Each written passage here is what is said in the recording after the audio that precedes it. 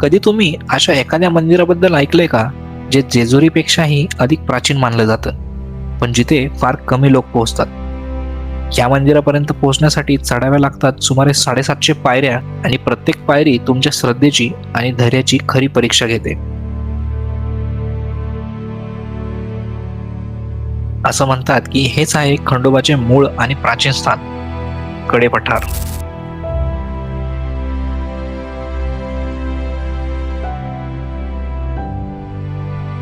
दिवस आणि रात्र एकाच ठिकाणी दिसत असल्याचा अनुभव तुम्हाला इथे मिळतो आणि हे सगळं पाहिल्यावर तुमचा सगळा थकवा निघून जातो.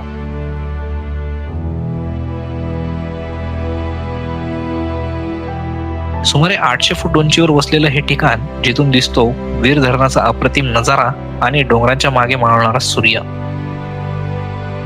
येथे दरीत अजून एक मंदिर आहे, जे या धावपळीच्या जगापासून खूप दूर आहे, पण नेमकं ते कोणतं मंदिर आहे हे अजून कोणालाच माहित नाही. आज आपण निघालो आहोत जेजुरीच्या मागे लपलेल्या रहस्यमय आणि पवित्र ठिकाणाच्या कडेपठाराच्या प्रवासावर. तर मित्रांनो, जेजुरीला तर सगळेच जातात, पण कडेपठार या ठिकाणी खूप कमी लोक जातात. पण जेजुरीपेक्षा हेच देवस्थान मूळ देवस्थान मानलं जातं आणि येथे जाण्यासाठी सुमारे 750 पायऱ्या आहेत आणि त्या पायऱ्या तुमची खरी शारीरिक परीक्षा घेतात.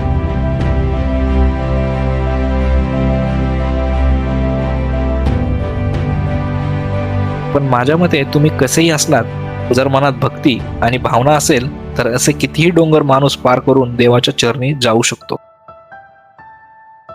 आज शनिवार होता आणि आम्हाला जायचं होतं कडेपठारला, पण त्याआधीचा सगळा प्रवास मी तुम्हाला सांगणार आहे. तर कडेपठारला जाण्याआधी आम्ही गेलो एका मंदिरात, जिथे जाऊन आम्हाला खूप शांतता मिळाली. हे मंदिर पुण्यापासून 27 किलोमीटर अंतरावर हिवरे या गावात आहे. जाताना आम्हाला भोपदेव घाट लागतो. हा घाट चढताना खाली दिसणारं पुणे शहर खूप सुंदर दिसत होतं, म्हणून मी थोडं थांबून काही व्हिडिओज काढले.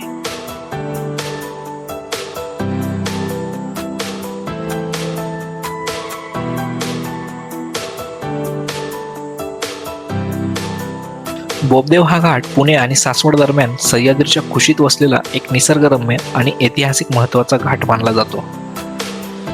हा रस्ता पुण्यातील भिवरी आणि चांबळी या भागांना जोडतो आणि दिवे घाटाला एक पर्यायी मार्ग म्हणूनही ओळखला जातो. हा घाट नागमोडी वळणे, खोल दऱ्या आणि निसर्ग सौंदर्यासाठी लोकप्रिय आहे. हा मार्ग सासवडकडे जात असल्यामुळे ऐतिहासिक पुरंदर किल्ल्याच्या परिसराशी हा जोडला जातो. नंतर आम्ही पुढे निघालो आणि घाट उतरताना सह्याद्रीची सुंदर पर्वतरांग दिसत होती.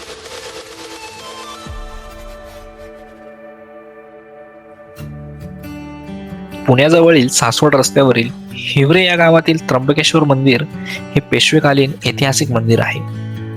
गाडी बाजूला लावताच नारळाच्या झाडाच्या पानांमधून मंदिराचा कळस दिसू लागला.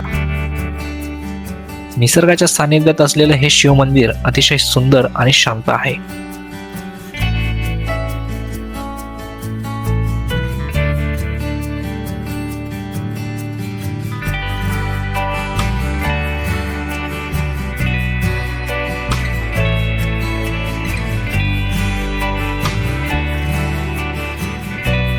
मंदिरात प्रवेश करताच समोर नंदी मंडप दिसतो.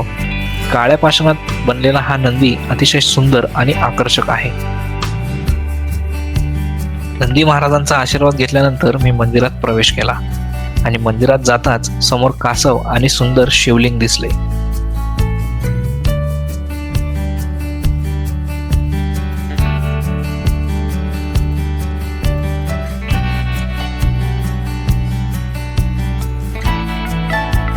या मंदिराच्या बाजूलाच एक शिव मंदिर आहे, जिथे नंदी महाराज आणि शिवलिंग आहेत. आणि याच्याच बाजूला एक दीपस्तंभही आहे, जो खूप सुंदर दिसतो. हे मंदिर पूर्णपणे काळ्या पाषाणात बांधले आहे. मंदिराच्या आजूबाजूला खूप झाडे आहेत, ज्यामुळे या मंदिराचं सौंदर्य अजूनच खुलून येतं.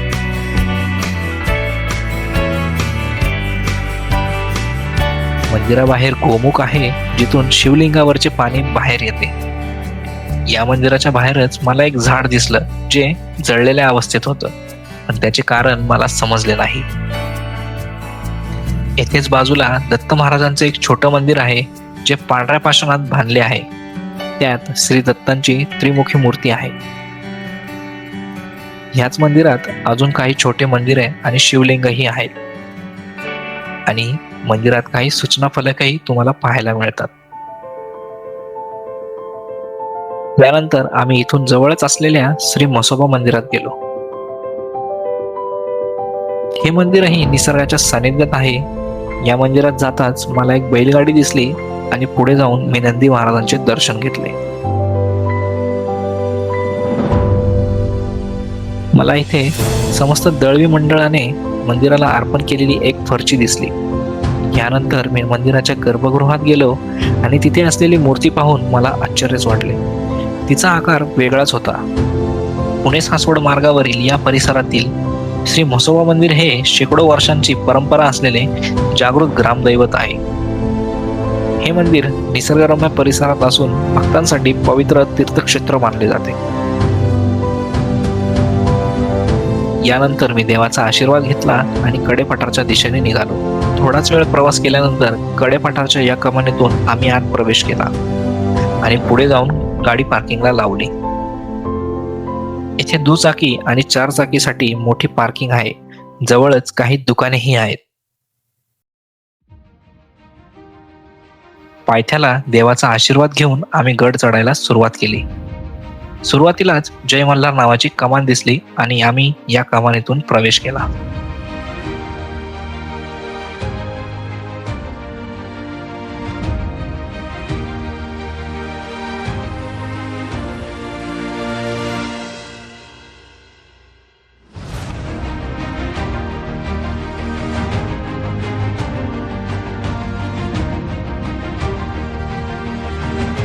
पूर्वी या मंदिरापर्यंत जाण्यासाठी खूप जुन्या पायऱ्या होत्या, पण आता अर्ध्या वाटेपर्यंत नवीन पायऱ्या बांधलेल्या आहेत. गडावर जाण्यासाठी 2 मार्ग आहेत, एक जेजुरी मंदिराकडून आणि दुसरा आम्ही जात असलेला मार्ग. या पायऱ्या चढत असताना तुमची खरी शारीरिक ताकद समजते, पण मनात श्रद्धा असेल तर माणूस कितीही डोंगर सहज चढू शकतो.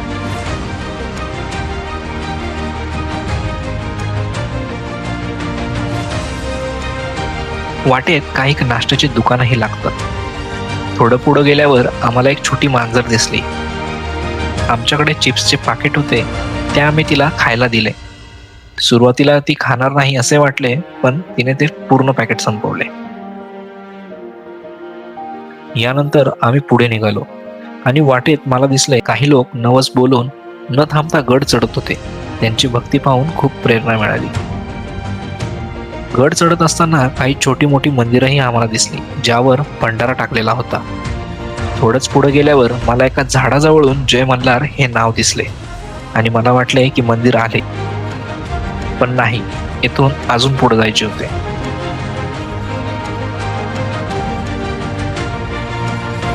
येथे चालताना एकीकडे दरी आणि दुसरीकडे पायवाट, हे दृश्य खूप सुंदर होते.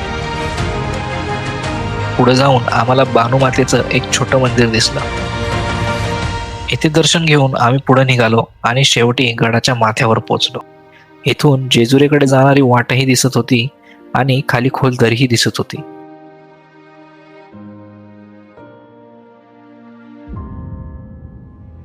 मात्र इथे मला एक वाईट गोष्टही दिसली. खूप सारा प्लास्टिकचा कचरा. लोक दर्शनासाठी येतात, पण इथे कचरा टाकतात. म्हणून माझी तुम्हाला सर्वांना एक विनंती आहे, तुम्ही कुठेही जा, पण आपला कचरा आपल्या सोबत ठेवा आणि निसर्ग स्वच्छ ठेवा. यानंतर माझे लक्ष गेले दरीत असलेल्या एका मंदिराकडं. मी लोकांना विचारले, पण ते कोणते मंदिर आहे हे कोणालाच माहित नव्हते.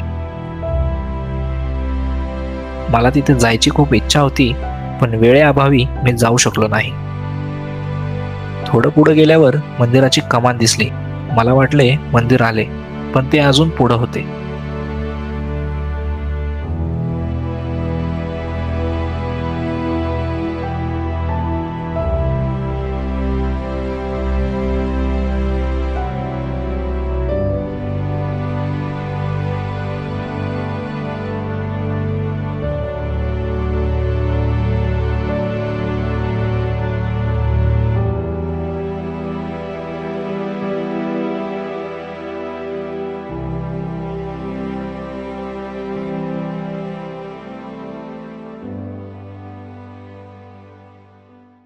थोड्याच वेळात आम्ही खंडोबा मंदिरात पोहोचलो.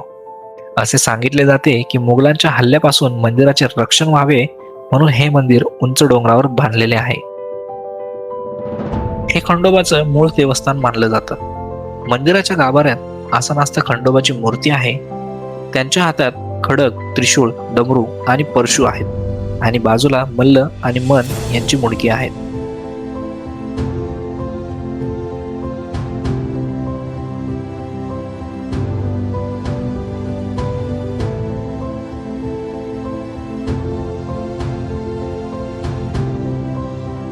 या मंदिरात फोटो काढण्यास मनाई असल्यामुळे मी आत फोटो किंवा व्हिडिओ काढू शकलो नाही. स्क्रीनवर तुम्ही जो फोटो पाहत आहात तीच मूर्ती आत आहे. मी हा फोटो गुगलवरून घेतला आहे.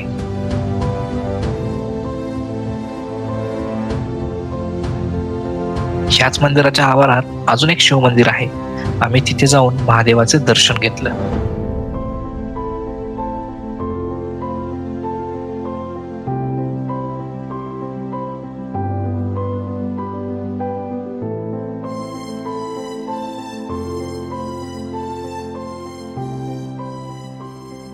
आणि त्यानंतर आला माझा सर्वात आवडतीचा क्षण, तो म्हणजे सूर्यास्त.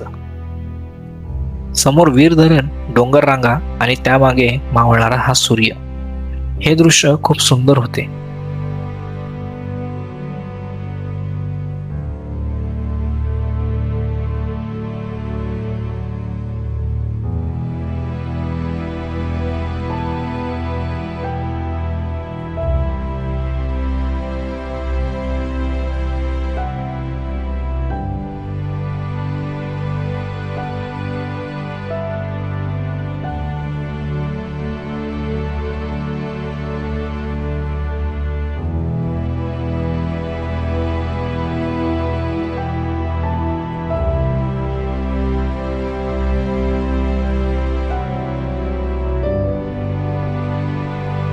एका बाजूला अंधार आणि दुसऱ्या बाजूला सूर्यास्त.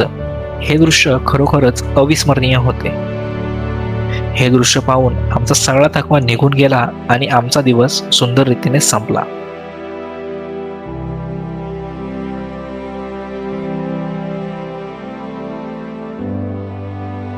जर तुम्हाला आमचा हा प्रवास आवडला असेल तर व्हिडिओला लाईक करा, शेअर करा आणि आमच्या चॅनलला सबस्क्राईब करायला विसरू नका. आपण पुन्हा भेटूया अशाच एका अनोख्या प्रवासात. तोपर्यंत बाय बाय, टेक केअर, जय हिंद.